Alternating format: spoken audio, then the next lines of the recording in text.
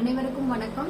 நம்மளுக்கு தலைவலி வருது அப்படின்னாலே கண்கள்ல ஸ்டார்ட் ஆகும். அப்புறம் பின்னந்தலை வலியா ஆரம்பிச்சு கழுத்து வரைக்குமே நம்மளுக்கு ஹெட்டேக் இருக்கும்.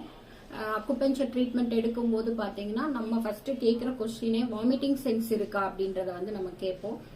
கண்டிப்பா வாமிட் எடுத்த பிறகும் ஒரு சிலருக்கு தலைவலி கண்டினியூ ஆகும்.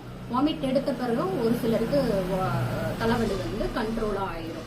ஸோ பாத்தீங்கன்னா நம்மளுக்கு ஒரு ஆர்கான்ஸ் ஒரு இண்டிகேட் பண்ணுது.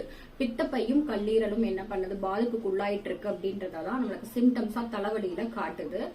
ஸோ இந்த தலைவலி நம்மளுக்கு கண்டினியூஸா இருந்தது அப்படின்னா பித்தப்பையில கல் உருவாகிறதுக்கு காரணமா இருக்கு அப்படின்றதான் நம்மளுக்கு ஆர்கான்ஸ் என்ன பண்ணுது, இண்டிகேட் பண்ணிட்டு இருக்கு. ஸோ ட்ரீட்மெண்ட் பண்ணி என்ன பண்ணிக்கலாம்னா கொஞ்சம் கொஞ்சமா நம்ம இதை சரி பண்ணிக்கலாம்.